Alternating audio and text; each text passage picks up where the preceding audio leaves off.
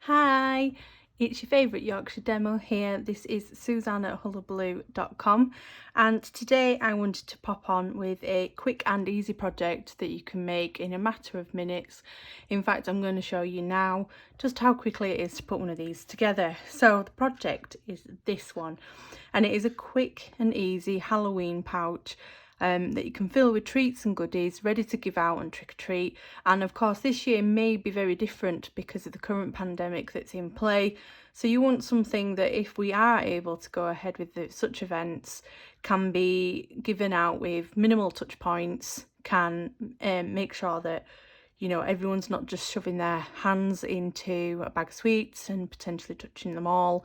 It keeps it all looking really cute as well. And on this one I wanted to stray away from using the Halloween colours with the Halloween paper, so I've included a bit of a bright magenta madness here from the Incolor collection. So I'm going to show you how to make one, and you can make 4 of these out of a single sheet of 12 by 12 designer series paper. So I'm using the same sheet. So this is from the Magic in This Night. And these are 12 by 12 originally, so I've cut this down to 6 by 6. So what we're going to do first is some scoring. So just grab my scoring board. So simply scored scoring tool, and there isn't much scoring to do with this. So on the first side, so you just need to decide which way your pattern's going.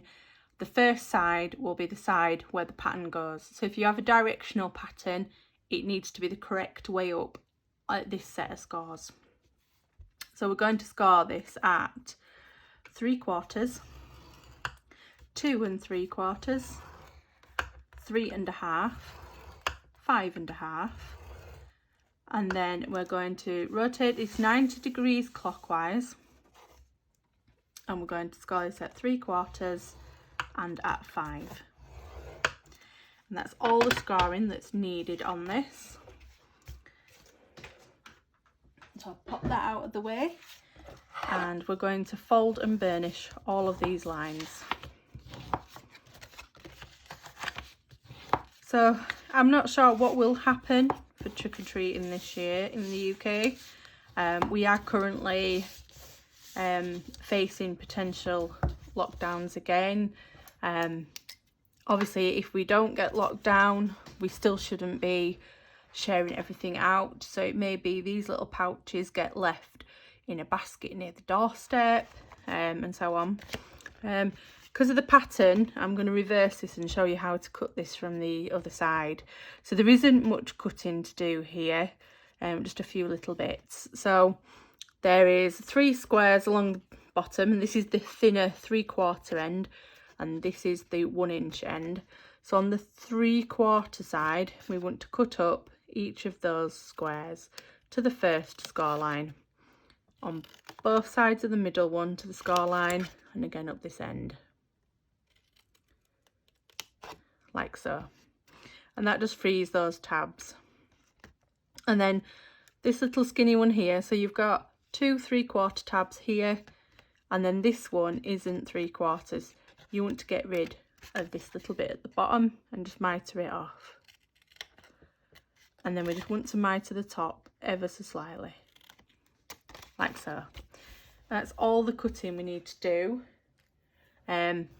Actually, I'm just going to quickly mitre these just so that they fit a little better when we come to bring the pouch together. So I'm thinking of things that we can put in here. So little tubes of sweets, like, you know, the little love hearts. You could pop in little fun size treats. You could fit mints, Tic Tacs, all those kinds of things. Maybe little chocolate biscuits. So the finished dimensions are 2 inches by 4 1/4, and it's 3/4 of an inch deep. So you can fit enough in it that you don't want to give the children a sugar rush, but enough that you're giving them something. Okay, so again, flipping on the side where you can see the lines better. this is our glue tab, but we want to put it on this side. So I've got my seal and I'm just going to run that all down that side like so. And then if we bend this over, we can bring that together. And that's, I'm using seal because it's just sticking paper to paper. So our seam is there. So the sides go in, the back goes in, sorry, the back goes in. And then again, just a bit more seal on the front there, just to bring the package together, like so. And there we have it. And then we've got this last, we've got another score line here.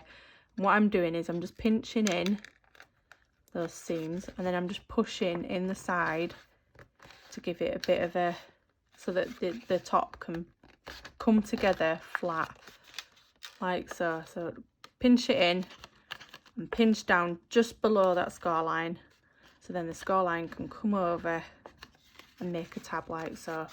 And then I just gently persuade the edges to go into. So there we've got the pouch.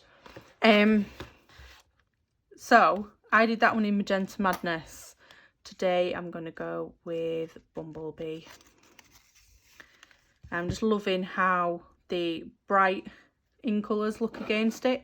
So Just Jade would look really good as well. Misty Moonlight. In fact, all 5 of them from this year's collection would look really good. I think the contrast of the bright colour against the black and white of the paper pattern I've chosen is gorgeous. So I'm just going to tie this into a quick knot, not a bow, just a knot, like so.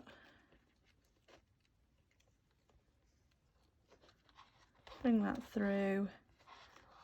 I always struggle making these kinds of knots look pretty, but I think I finally grasped how to do it.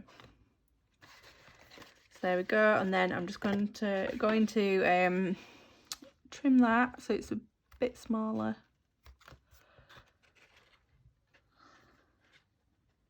Like so. Put that out the way.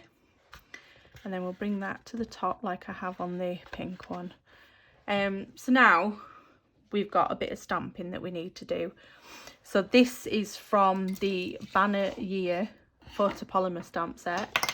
And as you can see, this stamp set has got lots of sentiments that are suitable for all year round. So we've got Thanksgiving, Christmas, we've got fall, so autumn sentiments. We've got some generic sentiments of being grateful heart, you're sweet, Christmas with you're merry, just a generic to and from. And then we've got some little images that go with each of those. But I'm using this one here, Happy Haunting. So I'll just grab that out over here. I'm going to grab a block. So this is a B block. I'm just going to line it up because this font on here is really, it's sketchy like you'd expect for Halloween. So it sometimes throws you off a little bit when you're trying to get it straight. So I've got a piece of Whisper White that measures 1 1/8 by 1 3/4, and I've got my Memento ink. I'm just going to ink that up and then do my best to centralise that on here without putting my head in the camera.